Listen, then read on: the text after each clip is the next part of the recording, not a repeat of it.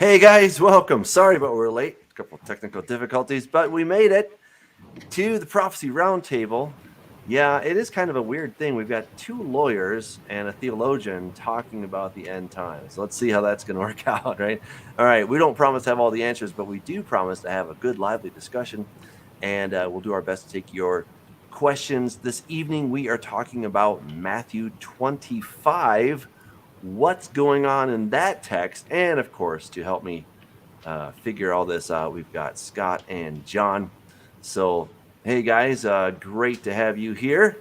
Looking forward to the discussion tonight on Matthew 25 and exactly how that fits in to this end times scenario. So, we need to get started. We could just start reading the text. What do you guys think? Is that a good place to start? Sure. Your internet is really bad right now.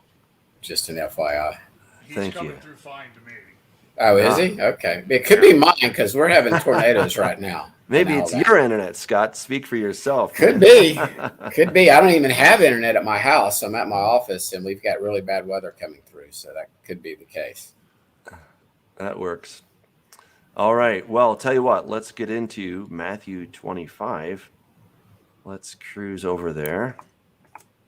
All right. So, a lot of different things in this chapter. I don't know that we can get through all of them, but where would you like to start, Scott? Should we start with the virgins, or should we start with the other parables that he talks about, or just start at the beginning? What do you think? I say start at the beginning. Okay. All right. The kingdom of heaven shall be likened to 10 virgins who took their lamps and went out to meet the bridegroom. Now 5 of them were wise, 5 were foolish. Those who were foolish took their lamps and took no oil with them, but the wise took oil in their vessels with their lamps. And let me just go ahead and make that a little bigger. Okay. But the wise took oil in their vessels with their lamps, but while the bridegroom was delayed, they all slumbered and slept. And at midnight a cry was heard, "Behold, the bridegroom is coming, go out to meet him." Then all those virgins arose and trimmed their lamps. And the foolish said to the wise, "Give us some of your oil, for our lamps are going out." But the wise answered, saying, "No, lest there should not be enough for us and you, but go rather to those who sell and buy for yourselves." And while they went out to buy, the bridegroom came, and those who were ready went in with him to the wedding, and the door was shut. Afterward the other virgins came also, saying, "Lord, Lord, open to us." But he answered and said, "Assuredly, I say to you, I do not know you. Watch therefore, for you know neither the day nor the hour in which the Son of Man is coming." All right, so we'll start with that one because there's obviously a lot to unpack in that. So, all right, who's got the answers? What does it mean? That's the first thing to look at. I'm going to defer to John. I'm going to He defer came to up with. Scott. He came. No, John Phil, came get up. set up here. I came up with the question. I didn't mean I had the answer. Well, and sort of the topic was how some of our dispensational brothers that teach and believe in the pre-trib rapture will use these parables as proof text for the timing of this R word thing, so that they like to call the rapture. So I obviously don't see this being any type of proof text at all for the timing of the gathering. I believe it points clearly to the end of this age, and so And I think that's super important that they understand that. Well, we all understand that. First of all, it's talking about a marriage, right? So we have to understand that the marriage happens when he comes, not 7 years prior, not in a just touching down to the clouds and then he takes them back up and then they're up there for 7 years. That is not what we see in Scripture. In fact, as we continue in this passage, we're going to see really they kind of all interpret one another, So you got a man going to a far country, right? And you got the whole thing with the 5 talents. And I just want to really skip down here really quick. We'll come back in just a second. But it says, when the Son of Man comes in his glory and all his holy angels with him, then he will sit on the throne of his glory. And all the nations will be gathered before him. So this is really the same thing as the parable of the virgins. You have some that go in and some that do not. I think, that is super important to understand here. And this all happens when he comes. This doesn't happen 7 years prior, as some people would like to say, but this is happening at the second coming. And again, 4 years ago, I was oblivious until I started studying what I then called the Jewish feasts. Okay. But this is essentially, I believe, a failure to understand and link the feast, the Moedim, to prophecy, and how Yeshua perfectly fulfilled the spring feast and Pentecost in his first coming. And then if you understand like the ancient Hebrew wedding covenant and model, and over in Revelation, it's clear the bride has now made herself ready. That happens during Sukkot. That's the 7-day wedding feast. From tradition and history, there was a 7-day wedding feast, and I believe that the 7-day feast is pointing both back to the Exodus, and it's pointing to the marriage supper or the feast of the Lamb. And I have a different. I don't believe that necessarily these 5 virgins are cast into outer darkness or into the lake of fire. I believe that there are many that will be in the kingdom who aren't going to be necessarily bridal material. I'm not saying I'm bridal material. Okay. In other words, but he doesn't know them. It doesn't mean that they're not saved. It doesn't mean that they have not placed their faith in Jesus, but for whatever reason, he does not know them. It doesn't say that they're, obviously a place where you're in outer darkness, weeping and gnashing of teeth does not sound like a pleasant place to be. But I think it's going to be because they realize what they've lost. So we get into these, the gentleman that came in without wedding clothes. He wasn't even the bride. He was just a guest. And so we have all these different pictures that we're seeing. And as it pertains to the virgins, I believe the 5 are those that are chosen because he knew them. They obviously placed their faith and trust in him. So that's right. That's sort of my. So let's go back. I think it's super important. We have to understand when we're talking about who is the bride, like that's a huge question, and you get different answers depending on who you ask, of course. But some of our pre-trib brothers would suggest that God, Jehovah, has his wife, and then Jesus has the bride, the church. I fully reject that idea. I think there's one bride who becomes a wife, okay? And it goes back to Hosea chapter 1 and 2. We've got to go back there, because if we don't understand that, we're going to be hard-pressed to understand really what's going on over here, okay? So Hosea chapter 1. He tells Hosea, go take yourself a wife of harlotry. This, of course, represents the house of Israel. Okay, so we see it right here, the house of Israel. And then he says very clearly, call her name Lo Ruhamah, for I will no longer have mercy on the house of Israel. I will utterly take them away. Yet I will have mercy on the house of Judah. Okay, so now we know who doesn't get any mercy. It's the house of Israel. He's got another child, Lo Ami, not my people, and I'm not your God.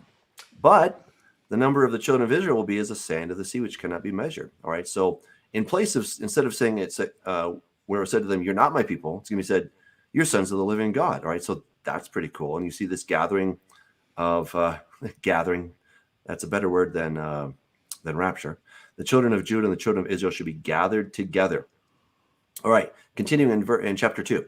So bring charges against your mother. She is not my wife, nor am I her husband. All right. So again, who are we talking about? The house of Israel, very specifically. That's stated there. Now, in verse 19, God says to the one to whom he said, you're not my wife.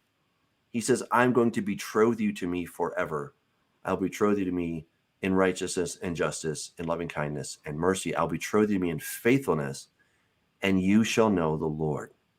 All right. So this is what we have to understand. This is the whole context of this bridal thing, is that God betrothed himself to a wife, to a bride at Mount Sinai. That betrothal went south pretty quick, and he was patient for 7 centuries, and then he divorced the northern kingdom of Israel.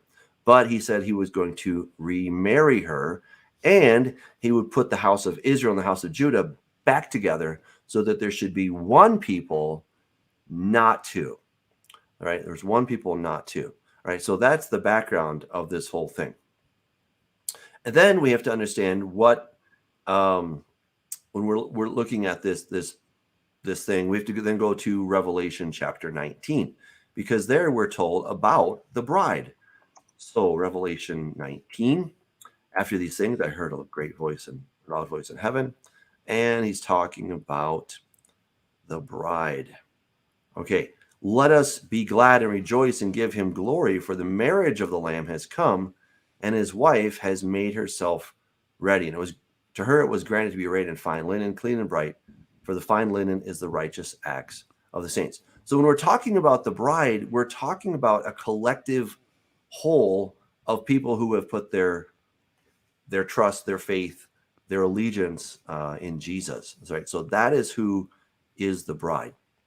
And within that, what Scott is getting at is that there's going to be a purification process. The whole point, well, not the only point, but one of the things that's going to happen during the tribulation is the purification of the bride. And we see that back in Hosea. We'll go back there really quick here. So in Hosea, he talks about how he is going to woo her. He's going to bring her. He says, I will return, take my grain, all these things are going to go away. And then he says, he's going to punish her. And then, therefore, behold, I will allure her, will bring her into the wilderness. That's really significant. What do we see in Revelation chapter 12? The wilderness. And speak comfort to her. I will give her vineyards from there. And the valley of Achor as a door of hope. Now, what happened in the valley of Achor, this is where Achan was stoned. Why? Because when he went into Jericho, he coveted a Babylonian garment, right? That's kind of interesting. He coveted a Babylonian garment. And what is God wrathful against during the tribulation? Babylon, okay? So really what we see here is there's going to be this time of purification where he says, get out of Babylon, my people. In other words, get Babylon out of you to some degree. That is also what's going to be happening here. So I would suggest that the 10 virgins are representative of those who are in the wilderness. They're making a profession of faith in Jesus, but they don't endure to the end. And so they're not, to some degree, they're not saved to the point that they'll get their new body. Okay. And I would tend to agree with you, Scott. It's not that they go to hell necessarily, but they may not enter in and get their new bodies. And Jesus kind of hints at this in Luke chapter 20. He said, the sons of this age, they marry and are given in marriage. But those who are counted worthy to attain that age and the resurrection from the dead, neither marry nor are given in marriage, right? So there's kind of a hint here that something is going on. They're counted worthy, right? So if we are some of those who are counted worthy, I hope we are, we're going to get our resurrection body, and we're not going to be marrying nor be given in marriage anymore. Because why? We'll be like the angels, equal to the angels, and we'll be sons of God, being sons of the resurrection. However, for those who are not counted worthy, for those who do not, they don't, pass muster, whatever, well, then something else is going to happen to them. So Matthew 25, he's going to have all of the nations will be gathered before him. The sheep will be on his right hand, the goats on the left. And then he's going to say to the sheep, come, you blessed of my Father, inherit the kingdom prepared for you from the foundation of the world. I was hungry, you gave me food, all these things. And they're going to say, Lord, when do we see you doing these things? Well, when you did it to the least of these, my brethren, you did it to me. Now, I think we could certainly apply this in a very general sense to all of humanity, all of time, and that we should really be taking care of the poor and the widows. And absolutely. But I think in the context of what Jesus is saying, that this is going to be the time when he comes back, and the nations, those who are still alive, are going to be gathered before him. And I think it's a question that will be pertinent for that particular time. And what I would suggest is that we're going to have three groups of people. Those who are counted worthy to attain the resurrection, they are going to have their new bodies.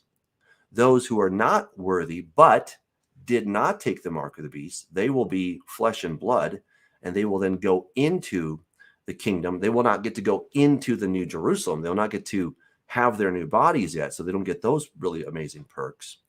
But they will then build houses, have babies, get married, obviously, and do kind of life, but on a much longer term. And then we have the third group are those who took the mark of the beast, and they will go, they don't pass go, they go straight to jail. And that's the end of the road for them.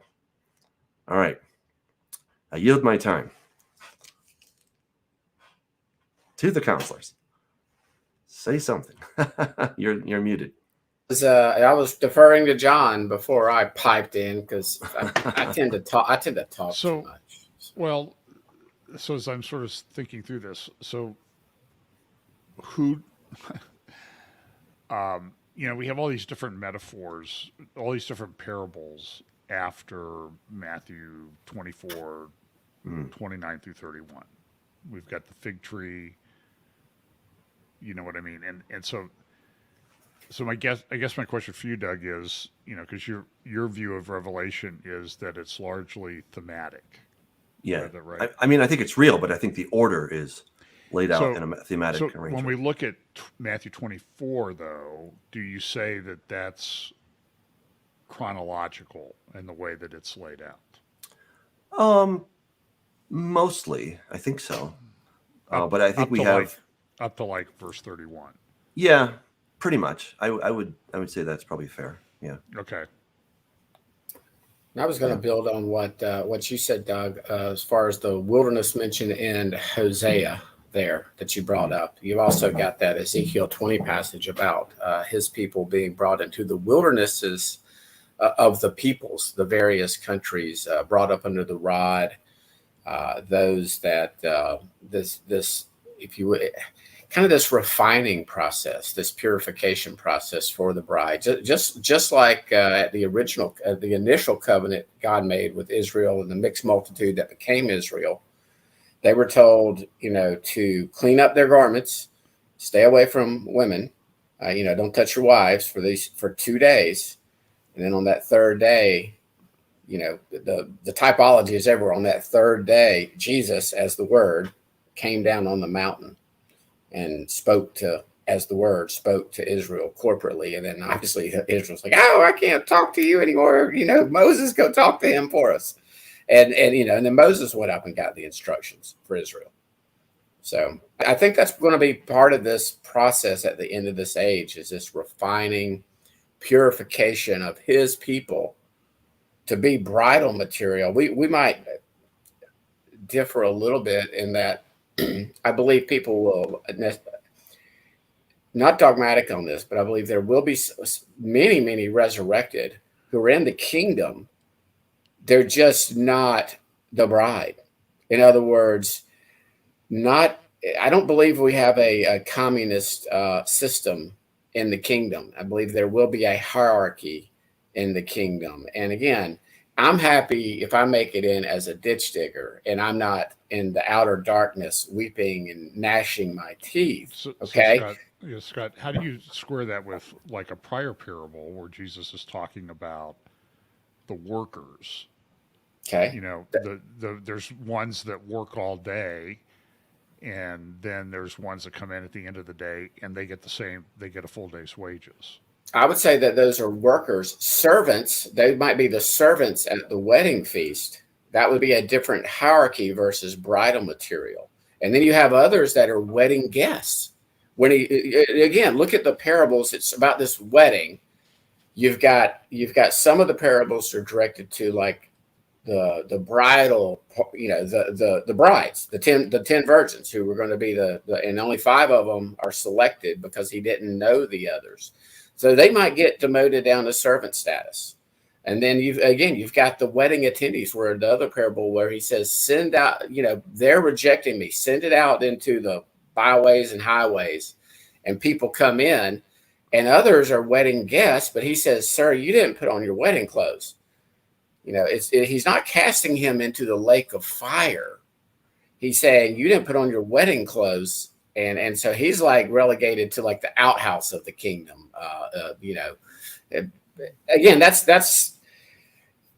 sort of the way that's a current understanding. Y'all know me by now. By next year, I could change. And I do believe that again, it's not my job role. That's going to be for Messiah to decide these things. So are these virgins? Are they all brides? I think the 5 obviously are not selected as bridal material. They didn't go through the crushing process of the olives to get that pure oil from which to be a light to others. They failed. And he says, depart from me. He doesn't say, I'm casting you into the lake of fire. I think that's something that that I grew up. That's what I was taught. I viewed it through that lens that these, like Matthew 7, he says, depart from me, you who practice lawlessness. I don't think these are people that spoke in his name. I'm not saying that they're false prophets. They prophesied in his name. They cast out demons in his name. They did these things. They obviously had faith. Now, but he says, depart from me, you who practice lawlessness. And again, we all are lawless to a certain extent. Every one of us break the law probably daily. Thank God for the blood. Thank you, Yeshua. Thank you, Jesus Christ, for dying for us. So we can never ever work our way into the kingdom. I don't think we can work our way into the bridal. It's all based on faith, but I do believe that he's going to be selective. I'm pretty sure Paul makes it in. Pretty sure Paul's bridal material. Peter probably those guys, because I don't think it's just the latter day. That sounds bad. I don't think it's just the saints that make it through the tribulation that are going to be bridal material. How could you keep out Paul and Peter and the first century saints? How could you keep out certain people that, they might have had some of their theology wrong, but by golly, they love Jesus and they love other people. And they followed him the best they knew how. And again, that's going to be up to the judge to decide, not Scott Harwell. I don't want that job. Now, the bride is going to be judging in the millennium. We're going to be on the throne with him, not equal to him, but ruling with him. So that's a good topic one day. Who's the, what does this bride, his wife, do? We become one with him, but we don't become God. Yeah. So I would suggest that whoever is the bride, whoever makes it to be part of this body called the bride, they're going to have their new bodies, right? So if you're part of the bride, you will have a new body because, look, this is going to be a marriage, right? So in order for there to be true communion between God and a human, then there has to be that, to some degree, and I put this in quotes, but a sort of equality, so that there can be this companionship, this camaraderie. There's no more veil, right? There's intimacy between the man and the woman, using that motif here. So there has to be something. Right now, God has a veil between us. He does not, he cannot fully expose himself to us because it would kill us. So in order to have this kind of intimacy, there has to be that that ability to be fully in his presence. And so I would suggest that those who get their resurrected body are those who are part of the 5 wise virgins. And the ones that don't are going to be relegated to, you get to stay human, you get to stay mortal during this time. You then get to go back and have a family. You can do kind of regular human stuff during the millennium. And so I would presume if that's the case, they're all going to make a wise choice at that point. But and then during the millennium, people will have the opportunity to become part of this thing called the bride. They will be able to go up to Jerusalem. They can take of the river of life, and then they can take of the trees, the leaves of the tree of life, for the healing of the nations, right? So they have an opportunity to be transformed during the millennium, but sadly, some are going to make quite the other choice. Let's go to the next parable, because again, like Yeah. John pointed out, it talks about we were shifting from virgins and potential brides, Right, to servants. yeah. For the kingdom of heaven is like a man traveling to a far country, who called his own servants and delivered his goods to them. And to one he gave 5 talents, to another 2, and to another one, to each according to his own ability. And immediately he went on a journey. Then he who had received the 5 talents went and traded with them and made another 5 talents. And likewise, he who had received 2 gained 2 more also. But he who had received 1 went and dug it in the ground and hid his Lord's money. After a long time, the Lord of those servants came and settled accounts with them. So he who had received 5 talents came and brought 5 other talents, saying, Lord, you delivered to me 5 talents. Look, I have gained 5 more talents besides them. His Lord said to him, well done, good and faithful servant. You were faithful over a few things. I will make you ruler over many things. Enter into the joy of your Lord. He also, who had received 2 talents, came and said, Lord, you delivered to me 2 talents. Look, I have gained 2 more talents besides them. His Lord said to him, well done, good and faithful servant. You've been faithful over a few things. I will make you ruler over many things. Enter into the joy of your Lord. Then he who had received the 1 talent came and said, Lord, I knew you to be a hard man, reaping where you have not sown, gathering where you have not scattered seed. And I was afraid and went and hid your talents in the ground. Look, there you have what is yours. But his Lord answered and said to him, you wicked and lazy servant, you knew that I reap where I have not sown and gather where I have not scattered seed. So you ought to have deposited my money with the bankers, and at my coming I would have received back my own with interest. Therefore take the talent from him and give it to him who has 10 talents. For to everyone who has, more will be given, and he will have abundance. But from him who does not have, even what he has will be taken away. And cast the unprofitable servant into the outer darkness. There will be weeping and gnashing of teeth. All right. And then we see that the Lord comes with his on his glory and his holy angels with him, and he will sit on the throne of his glory. And then, of course, he's going to judge. All right. Well, it seems like this servant judgment happens maybe at the Bema seat prior to the Yom Kippurim Day of Atonement's judgment of the sheep and the goats. In other words, this is a servant, obviously a very lazy servant, one that was scared almost. Doesn't say he was evil. It doesn't say that he didn't have faith in Yeshua.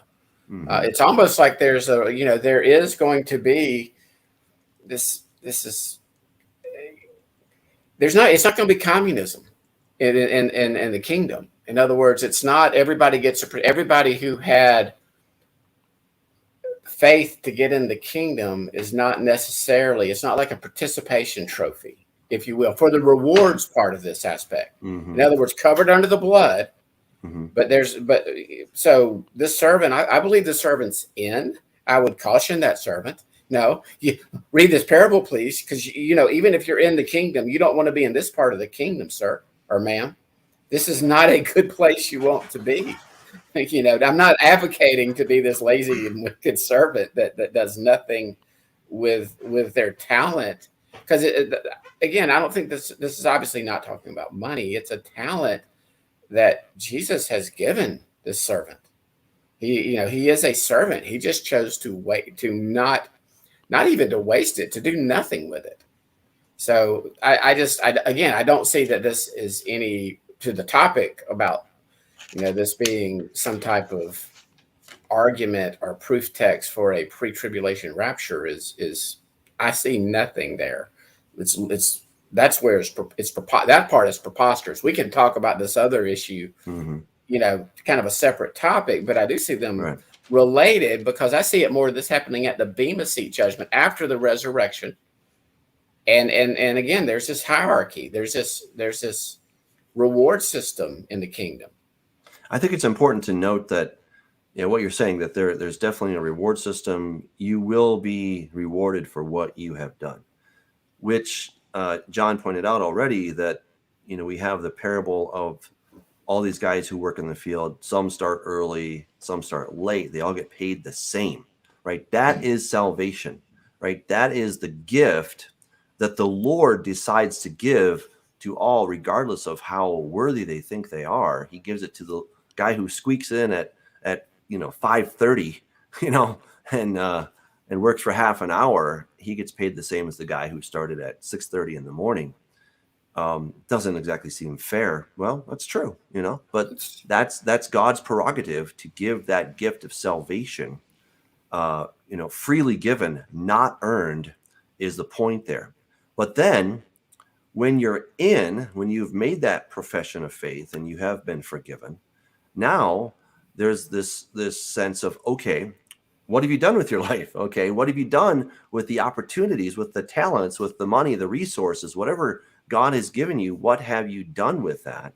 And there is going to be a day of accounting, okay? And you have to give account for what you did. I think it's really appropriate that we go to 1 Corinthians chapter 3, because this is what Paul is talking about as well. If anyone builds on this foundation with gold, silver, precious stones, wood, hay, straw, each one's work will become clear, for the day will declare it, because it will be revealed by fire. And the fire will test each one's work of what sort it is.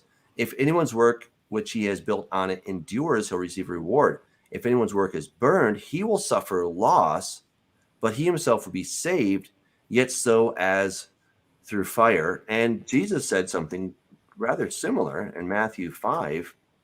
He says, whoever breaks the least of these commandments and teaches men so shall be called least in the kingdom.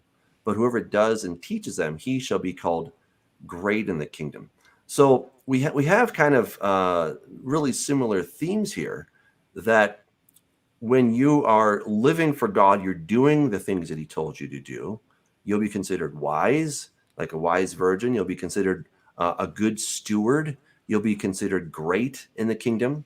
But when you act foolishly, when you don't take the resources that God has given you and you spend them frivolously, then you're considered an unwise virgin. You're a wicked servant, not really a good thing. And you get by on through the skin of your teeth, right? You're saved, but as though through fire, right? So there's definitely something there as a cautionary tale. Again, you're saved. Paul says that you're saved, but you're squeaking in. I think that's what we have to look at. Yeah, and again, it's just it doesn't paint this, hey, place your faith in Jesus. Again, like you just said, you're saved. You get your new body. You get in the kingdom, but you're there. Look, I'm happy if I'm just right now with my life and the way I've lived it. I'm happy if I'm just not cast into outer darkness or where there's weeping and gnashing of teeth. I'm okay being a cockroach in the wedding feast. All right, just don't squash me. I want to at least have on some bright. I want to be a guest, if you will, at a minimum. Because again, it's our bridegroom. It's the father who's going to be making this selection from the Hebrew wedding model. It's the father that's going to be selecting the bride for Jesus. So, So I want to bring up another thing based on what I've read from Jacob Prash's book, or Pozzo, because I think it sort of fits in here that there's a timing issue as to when Jesus was giving these parables. It was just before Passover, and Jacob makes the point, and I'm not sure how it all fits together. So this is not something that I'm extremely learned in, that it was tradition in the synagogues at the time of Passover to read or to sing the Song of Songs, the Song of Solomon. And I'm just wondering how all of that fits in. That is to that. this. 'Cause Yeah, Doug. that was sung on Passover on the Shabbat or Yeah, Passover week. Halisa right now is doing a teaching on the Song of Psalms and how that's a bridal passage. It's this bridal selection. It's not this racy book that we think it is. It's Sure. all about the resurrection, and that was Jewish tradition and Jewish custom, that they looked at that as a, But wasn't the bride in the Song of Solomon, wasn't the bride unfaithful at some point? there were Was some, watched yeah. over by the groom or whatever. Right. Some, and I think, and Jacob makes that point in his book. It's been 3 or 4 or 5 years since I read that book, but he does make that point about one was not ready. Remember the bridegroom knocked on the door and she was like, "No, I'm not going to answer right now," and Right. then he went away. And I think that parallels to, I think a first century Jew that knew their scriptures would have Can I immediately just made read that what Jacob connection. says in his book, Yeah. and maybe that'll help. So this is, well, I don't have the page numbers because it's in Kindle. The Song of Solomon is connected with the Passover in Jewish tradition. Its typology portrays Jesus as the bridegroom and the church as his bride. In chapter 5, the bridegroom is anointed for burial with myrrh and goes up to the mountain of myrrh to offer a sacrifice for the bride, just as Jesus goes to the mountain of myrrh, also called Calvary, to die for his bride. The Song of Solomon brings around 2 dreams found in chapters 3 and 5. In chapter 3, the bride is ready for the bridegroom, and it is her best dream. In chapter 5, she is not ready. She misses him, and it is her worst nightmare. Drawing on what is read in the synagogue at Passover time, Jesus takes the Song of Solomon and explains it in Matthew 25 in the parable of the wise and foolish virgins. The point of the parable is that some will be ready for his coming and others will not. The return of Christ will be either our best dream or our worst nightmare. Note that Jesus continually explains both the eschatological and messianic meanings of the liturgical text used in Passover at the time of Judaism. And then he goes on to note that 40 days later at Pentecost they read Ruth, which talks about the taking of a Gentile bride. And it also talks about the harvest. So he makes a point that Pentecost is when the Gentile bride is taken, and then it follows a harvest of Jewish souls. So that's the point that he makes. And So I don't know that he would agree that the foolish virgins make it, I think. And they may not. I mean, again, that's going to be up to Jesus. That's going to be up to the judge. That's going to be up to the Father doing the selecting. Again, I don't think we can be too dogmatic on this. I do think if somebody had posted about how that they think gnashing of teeth is being cast into the lake of fire. Well, that's sort of what you're assuming, but that's not what the text says. The lake of fire does not come. That judgment does not come until the end of the 7th day or the millennium.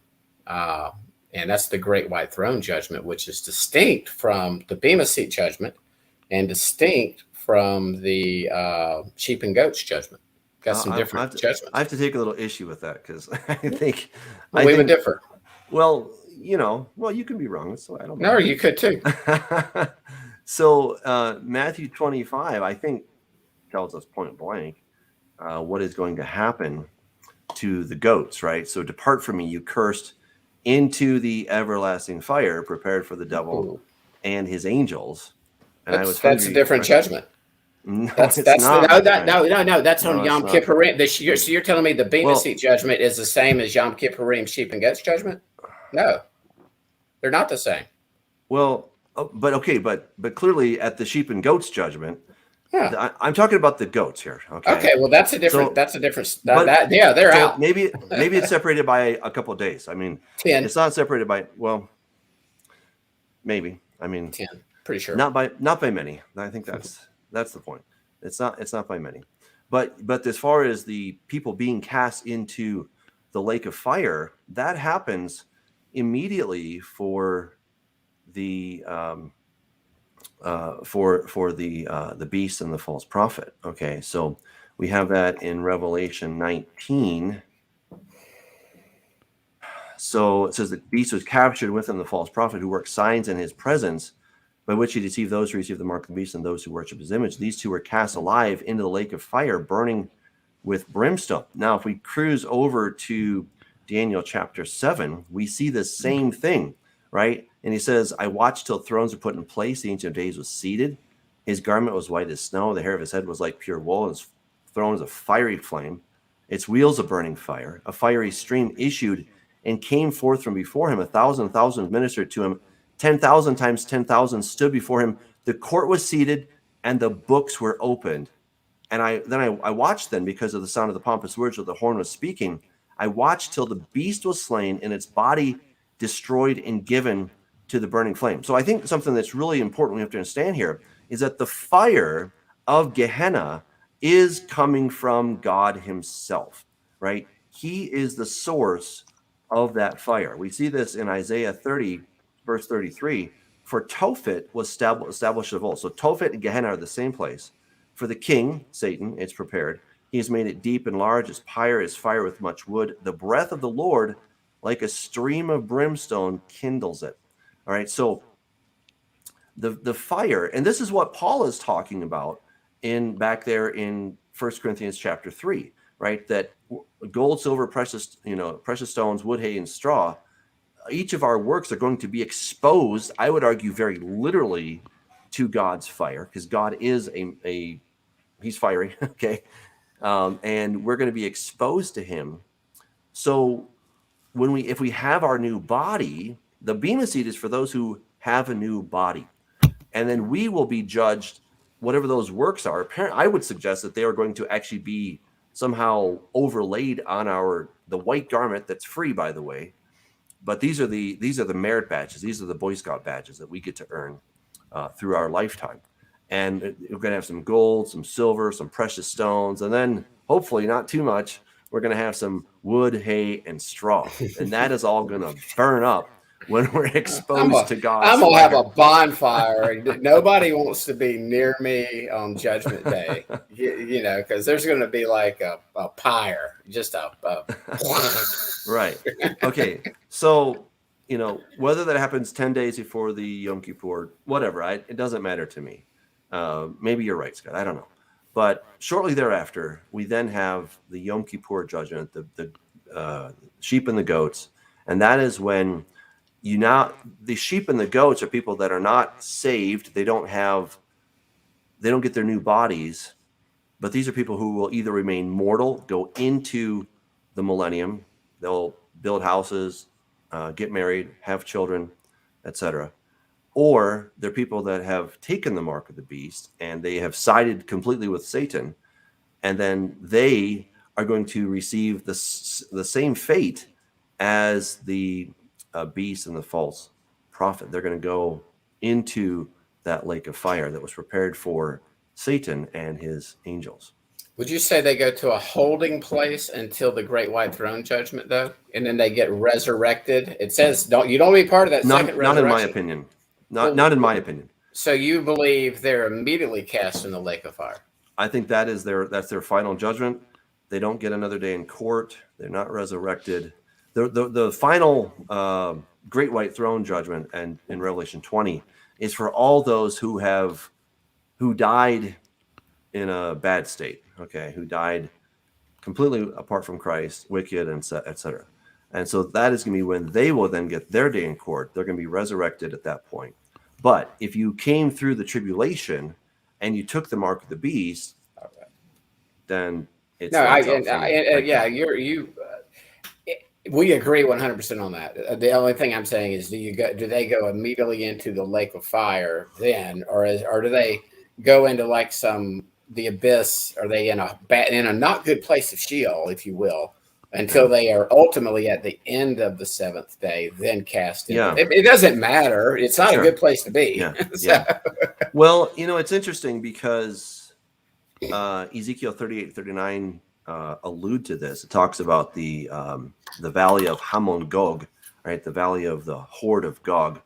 That these corpses that are pretty weird, are going to be gathered to a particular place, and they're going to actually get in the way of the travelers. And then we read about the travelers in Isaiah chapter 66, where it says, and it shall come to pass from one new moon to another, and from one Sabbath to another, all flesh, again, flesh is a key word there, shall come to worship before me, says the Lord. And they shall go forth and look upon the corpses of the men who have transgressed against me, for their worm does not die, and the fire is not quenched. They shall be in a horse of all flesh. So this is clearly talking about Gehenna.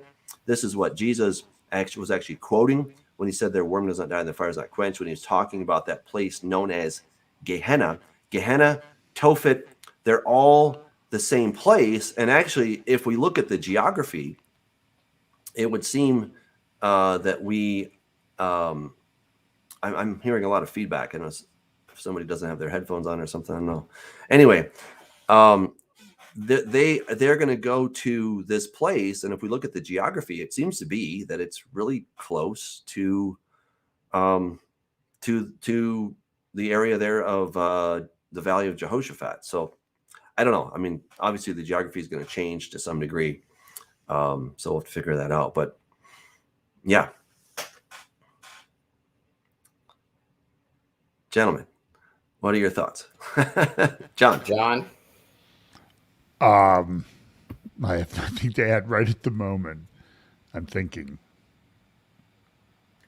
So here's a question from Joel, who makes a statement that there's only one judgment.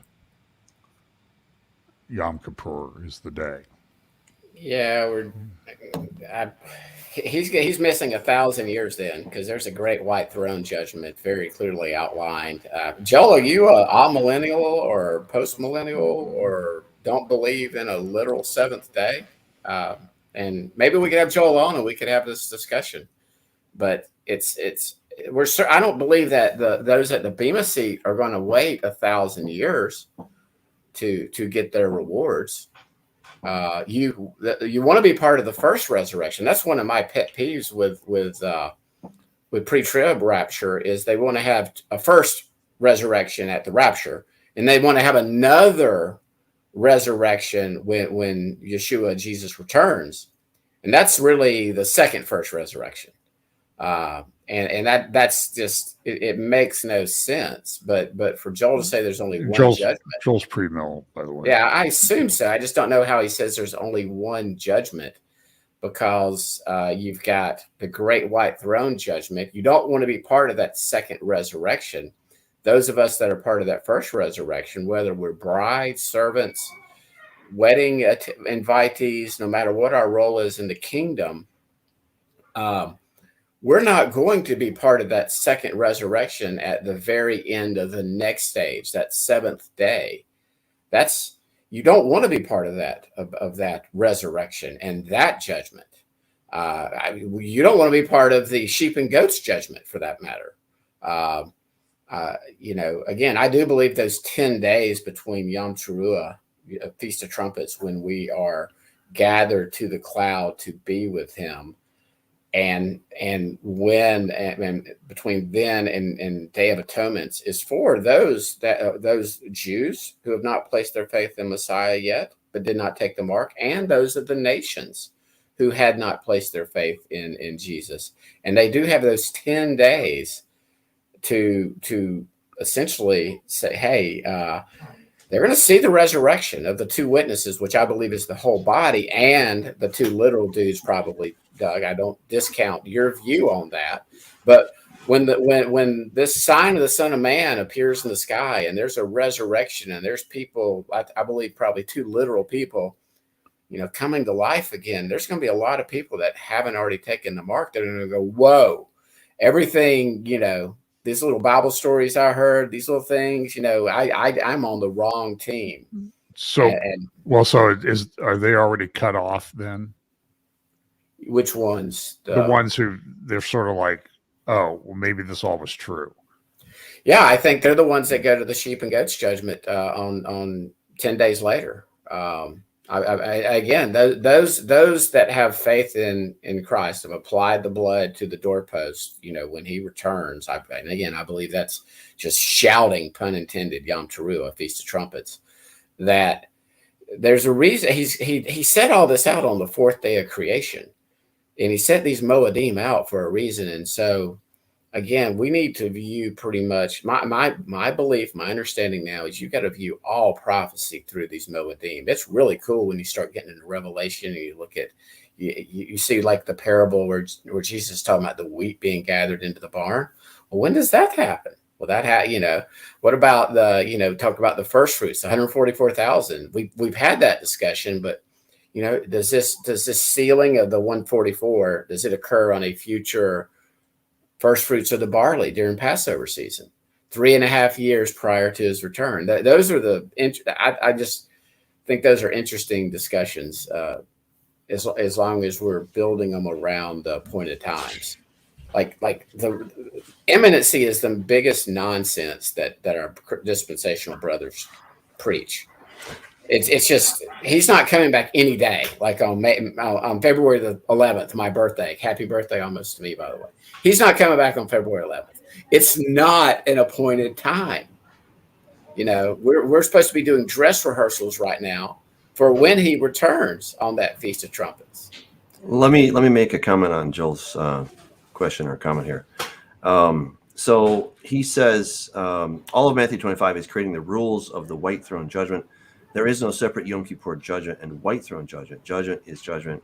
Yom Kippur is that day. So Joel, I would partly agree with you. I'm not sure exactly where you would kind of slice and dice this, but what I would suggest is that when Jesus comes back, as it says in Matthew 25, he will sit on his throne and he will judge right then.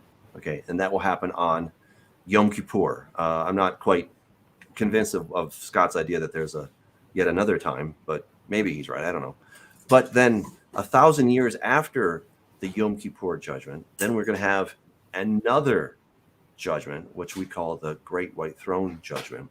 And that is where all who have not yet been judged, those who were still in the grave and are not in the book of life, they will be resurrected. They will have their day in court. It's the same judge. It's the same throne. It's the same courtroom, if you will. It's just going to be delayed by 1,000 years. And we know that there will be people during the millennium who are going to die at 100, right? Because they were stupid and they were a sinner. And so they're going to receive their time of judgment as well. And so we have to have that one last judgment where anybody who has not appeared before the judge now has to appear before the judge. This is their time, and that is going to happen on Yom Kippur. So I would totally agree that it's going to be on Yom Kippur. But there's several judgments, right? We can't just have one judgment. And I would say that, yes, there is a bima. I would suggest it's going to happen on Yom Kippur. But again, we'll have to wait and see on that one. So those are my thoughts on that. We're only 10 days apart. I know. Really that's fine. everybody's like, do you really I'm not think making an issue. No, I know you're not. That's what I'm pointing out is kind of like our discussions with Gavin and these little differences and like when Curtis was on, I'm like, well, we're only differing by 22, 23 days. It's certainly not something to get our panties in a wad about. So. Yeah. So we have a question from Frederico.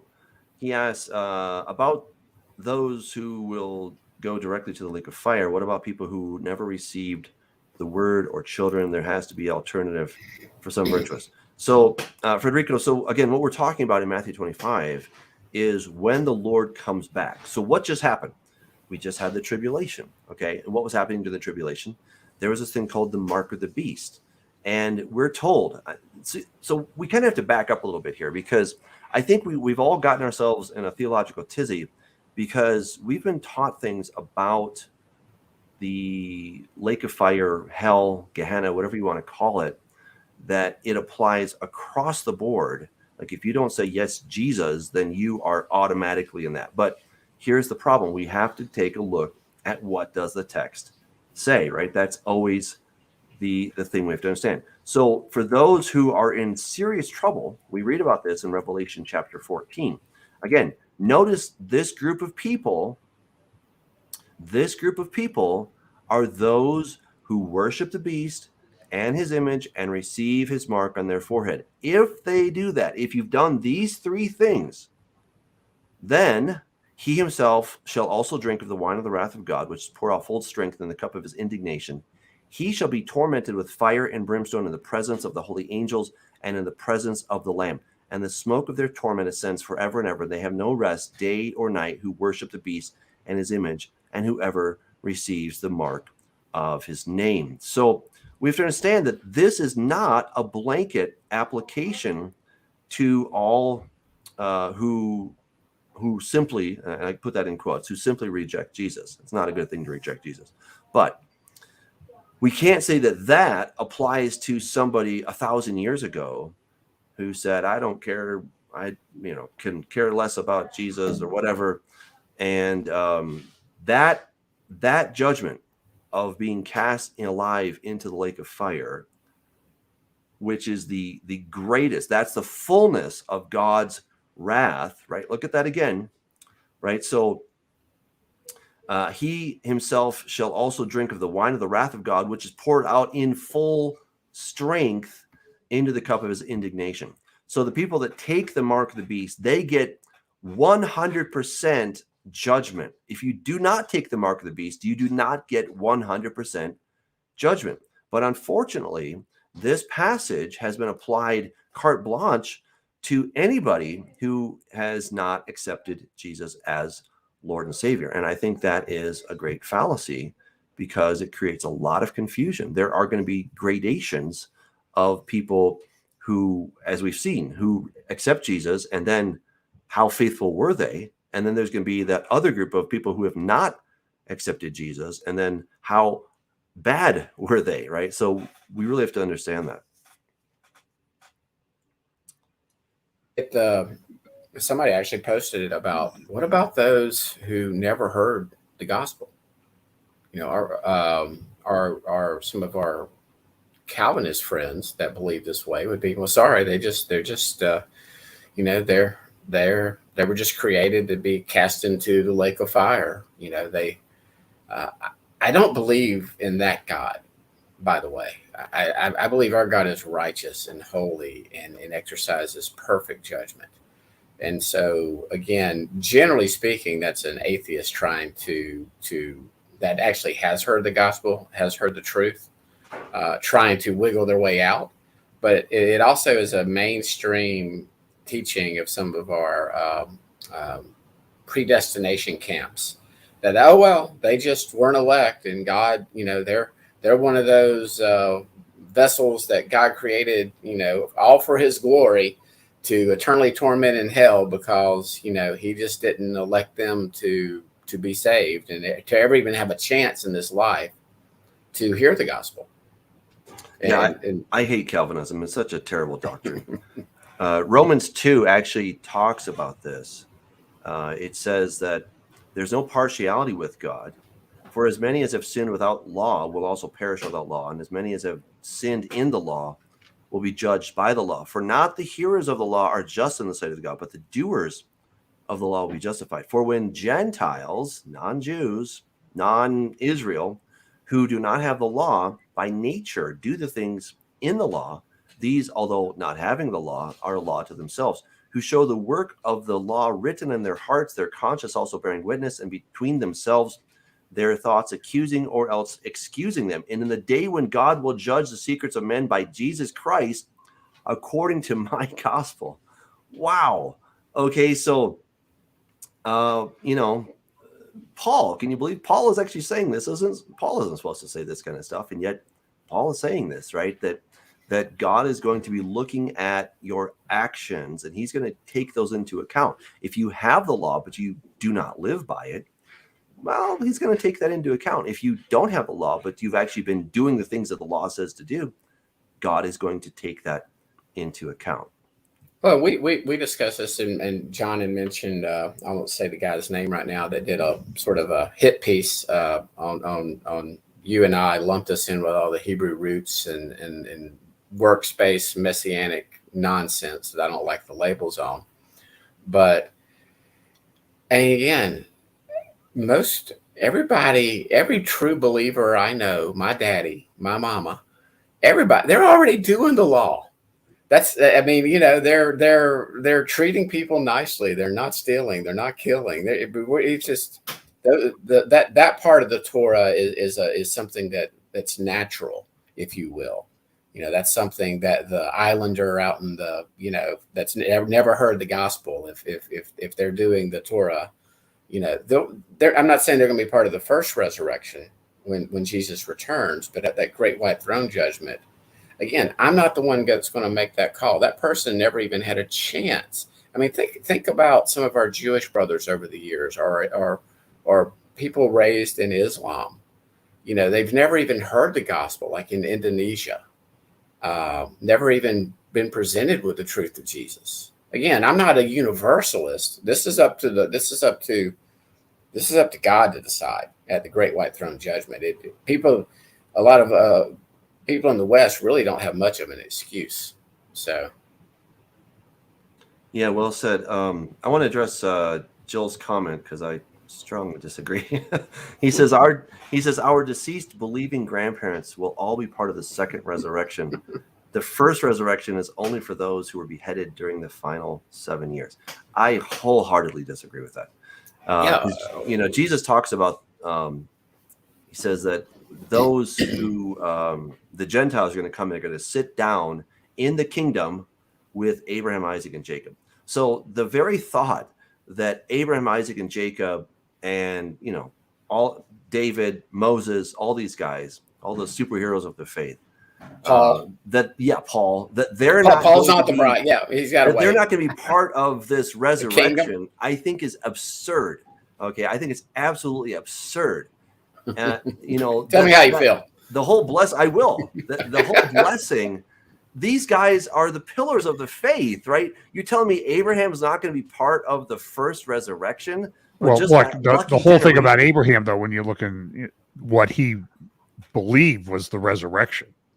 When he was going to sacrifice Isaac, he believed that Isaac was going to be resurrected. Real quick on that, I personally, this is my personal understanding right now, that those 24 elders were some of those guys in Matthew that were walking around Jerusalem after Jesus resurrected. There was a resurrection. There was a first fruits. And I believe that Abraham, Daniel, David, I believe those are the 24 elders that are already, that John has a conversation with at least one of them.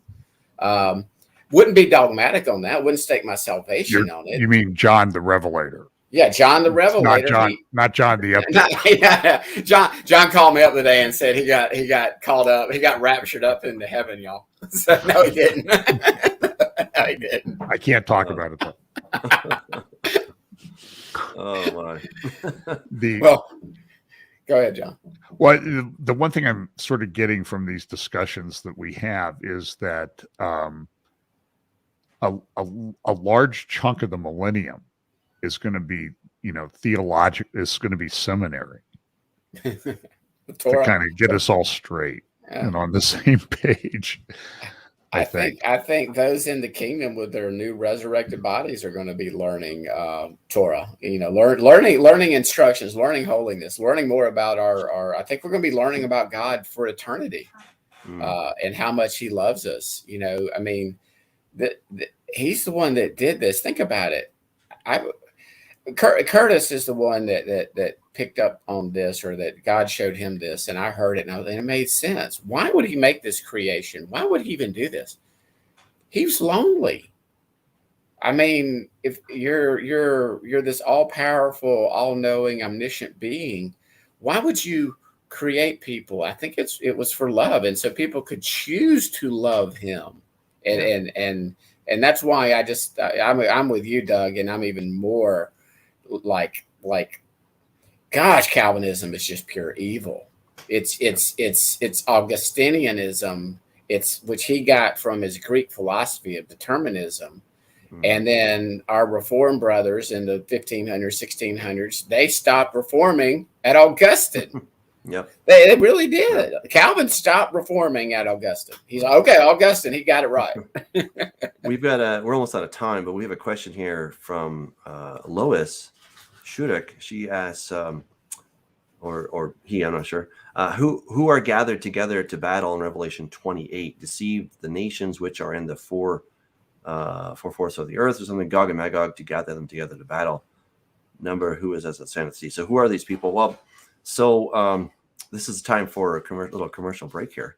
So in Corrupting Image volume 3, which is now out in paperback. All right, I know you guys are all excited. You can get that on Amazon right now. I will have a digital copy available on my website soon, douglashamp.com. But you can go to Amazon. You can get that.